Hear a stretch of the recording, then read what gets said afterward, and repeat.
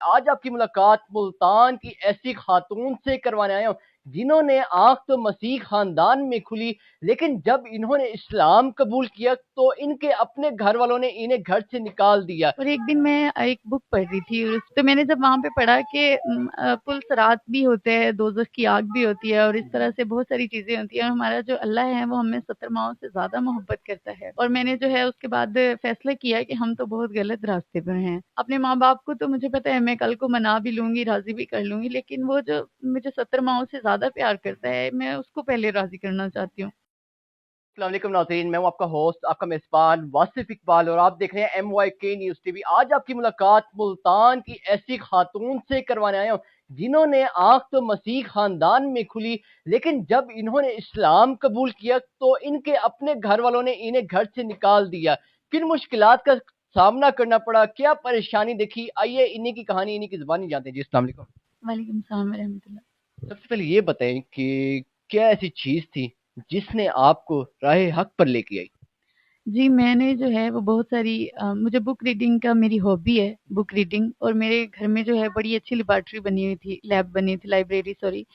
تو میں جو ہے لائبریری میں جا کر اکثر بکس پڑھتی ہوتی تھی، اور ایک دن میں ایک بک پڑھ رہی تھی اور اس میں جو ہے سیرت النبوی کے بارے میں کچھ لکھا ہوا تھا۔ وہاں پہ کچھ اس طرح سے الفاظ لکھے ہوئے تھے کہ ہم نے جو ہے آخرت جو ہماری کیا ہے، آیا کہ ہم اپنی آخرت پہ صحیح ہیں یا غلط ہیں۔ تو میں نے جب وہاں پہ پڑھا کہ پل صراط بھی ہوتے ہیں، دوزخ کی آگ بھی ہوتی ہے، اور اس طرح سے بہت ساری چیزیں ہوتی ہیں، اور ہمارا جو اللہ ہے وہ ہمیں 70 ماؤں سے زیادہ محبت کرتا ہے،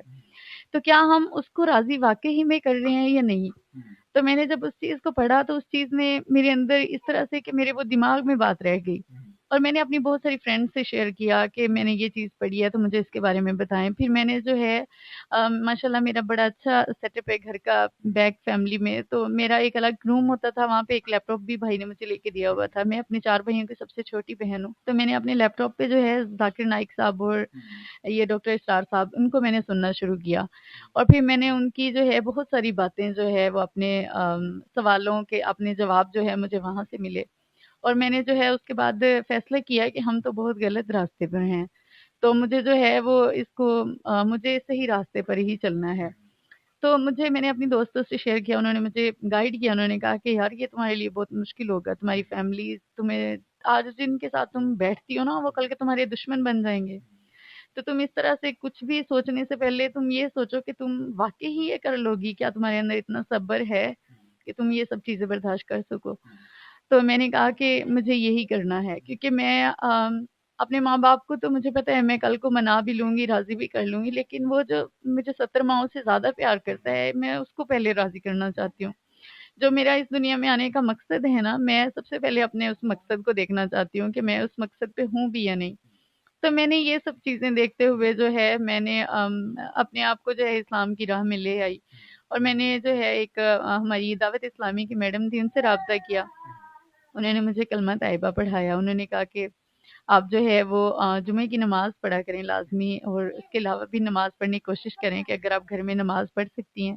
تو وہ لازمی آپ پر فرض ہے اب یہ نمازیں وغیرہ پڑھنا۔ اچھا مجھے یہ بتائیں کہ سنا ہے کہ آپ اپنے دوستوں سے بھی متاثر ہوئی، تو ان کی کون سی ایسی عادات تھی جو کہ مسلمانوں کی عادات تھی آپ کو پسند آئی تھی، اور اس کو دیکھنے کے بعد آپ نے سوچا کہ مجھے اس پہ مزید غور و فکر کرنا چاہیے، آگے مزید اس پہ عمل کرنا چاہیے؟ جی میں اسکول شروع سے ہی جو ہے وہ ایک مسلم اسکول میں ہی اسٹڈی کی ہے، ساری پرائمری سے لے کر انٹر تک اس طرح سے، تو وہاں پہ جب میں مڈل میں تھی نا میری بہت ساری دوستیں جو ہے وہ مسجد میں جا کے نماز پڑھتی ہوتی تھی، اور اسپیشلی جمعے کی نماز جو ہے وہ مسجد میں جا کے ایک بریک ہوتا تھا 1 گھنٹے کا، اس میں جا کے ہے وہ مسجد میں نماز پڑھتی، تو میں بھی ان کو دکھانے کے لیے جو ہے نا میں اپنے طریقے سے جا کر وہاں پہ نماز پڑھتی، اور لیکن وہ مجھے نہیں پتا کہ مجھ سے اللہ پاک نے اس چیز کے لیے چن لیا تھا، تو میں آہستہ آہستہ ان کو کاپی کرتے ہوئے نماز پڑھتی تھی، نماز تو میں اپنی ہی پڑھتی تھی لیکن میں ان کو کاپی کرتے ہوئے کہ کبھی رکوع میں جا کر کبھی سجدے میں جا کر اس طرح سے نماز پڑھتی تھی۔ تو میری دوستیں مجھے اکثر کہتی ہوتی تھی کہ تمہاری نماز اس طرح سے ہوتی ہے، تمہارا کلمہ کیا ہے، یہ وہ، تو پھر میں اس کو اسی طرح سے پیش کرتی تھی، تو میرے اندر یہ انسپائرنگ باتیں ہوتی تھیں کہ یہ لوگ جو ہے وہ نماز کتنے خوبصورت طریقے سے ادا کرتے ہیں، اور اس طرح سے۔ مجھے یہ بتائیں کہ جب آپ نے فیصلہ کیا کہ آپ رائے حق پہ آنا چاہتی ہیں، تو اس وقت گھر والوں کو کس طرح سے منایا؟ گھر والے راضی ہیں آپ سے یا پھر کیا معاملہ ہے؟ نہیں، جیسے ہی میں نے یہ گھر میں بات کی تو میرے فیملی نے جو ہے وہ مجھے کافی ڈانٹا بھی۔ پہلے تو انہوں نے سمجھا کہ میں نہ سمجھی میں یہ بات کر رہی ہوں، لیکن جب میں انہیں پراپر طریقے سے بتایا کہ میں نے یہ چیز کر لی ہے اور میں اس سے جو ہے وہ پیچھے نہیں ہٹنا چاہتی، تو آپ لوگ مجھے سپورٹ کریں، تو فیملی نے جو ہے وہ مجھے،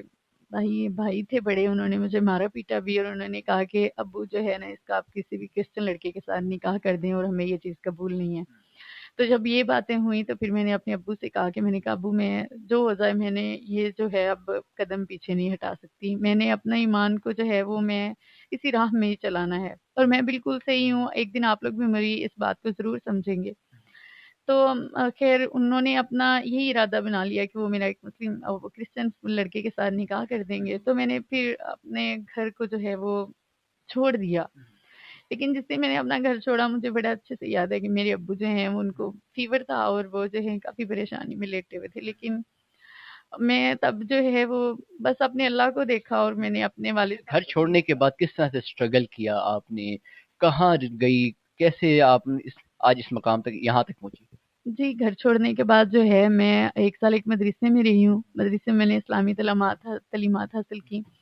اور اس کے ساتھ جو ہے کہ بس وہاں کا ماحول بھی کچھ اس طرح سے تھا کہ سارا دن گھر کے کام وام اور اس طرح سے ہی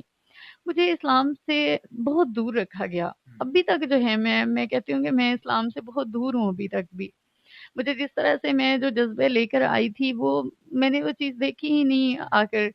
کہ کوئی مجھے اس طرح سے گائیڈ کرتا اور کوئی مجھے پراپر طریقے سے کوئی دین کا بتاتا کہ ہمارا واقعی دین یہ ہے، تم نے بہت اچھا سٹیپ لیا ہے۔ لیکن میں جہاں بھی گئی ہوں نا، ہر بندے نے مجھے ڈی گریڈ کیا، اور انہوں نے کہا جی یہ تم نے کیا کیا، یہ تم نے کوئی تیر مارا ہے جو تم نے اس طرح سے کیا، اور تمہیں لگتا ہے کہ سب لوگ تمہیں جو ہے وہ اپریشیٹ کریں گے اس چیز کے لیے، تو تم نے جو کیا ہے وہ اپنے اللہ کو راضی کرنے کے لیے، اور یہ تمہارا اور اللہ کا معاملہ ہے۔ اچھا، اب موجودہ زندگی کیسی چل رہی ہے؟ راہ حق پر آنے سے پہلے کیسی زندگی تھی اور اب کیسی زندگی ہے؟ جی، میں ان اسلام میں آنے سے پہلے میرا ایک بڑا اچھا بوتیک سسٹم تھا، میں نے کمرشل ٹیلرنگ کیا ہوا ہے، اور میں جو اپنا بوتیک چلاتی تھی، اور میری ڈیلی کی ارننگ جو تھی وہ ماشاءاللہ سے تھاؤزینڈز میں تھی، اور 10,000 5,000 تو میری ڈیلی کی بچت تھی، میرے 5 کاریگر تھے، اور میرا بڑا اچھا سیٹ اپ تھا۔ اور اس کے علاوہ جو ہے میں ساتھ میں ایک مائکرو فنانس ادارے میں تب بھی جاب کرتی تھی، لیکن اسلام میں آنے کے بعد چونکہ میں اپنے پیچھے سے کوئی پراپرٹی نہیں لے کر آئی، اور نکاح کے بعد بھی مجھے اس طرح کے حالات ملے کہ آگے سے ہسبینڈ نے میرے ساتھ سیکنڈ میرج کیا، اور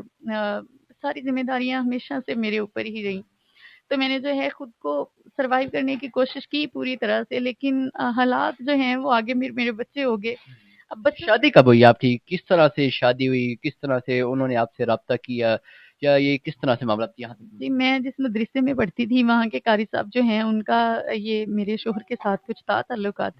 تو انہوں نے ان سے ڈسکس کیا، تو اس بندے نے کہا کہ میں جو ہے اس لڑکی سے نکاح کرنا چاہتا ہوں، اور میں کتنا عرصہ ہو گیا شادی؟ جی میری شادی کو 3.5 سال ہو گئے ہیں۔ ماشاء اللہ، کتنے بچے ہیں؟ اب میرے 3 بچے ہیں اسلام میں۔ شوہر کیا کرتے ہیں؟ کس طرح سے گھر کا نظام چلتا ہے؟ کیونکہ ہم دیکھنے کہ آپ ایک مرلے کے مکان میں، چھوٹے سے مکان میں رہائش کر رہے ہیں۔ یہ کرائے کا مکان ہے، اور میں نے جب نکاح کیا اس کے بعد مجھے یہیں رکھا گیا، اور ہسبینڈ جو ہے پہلے تو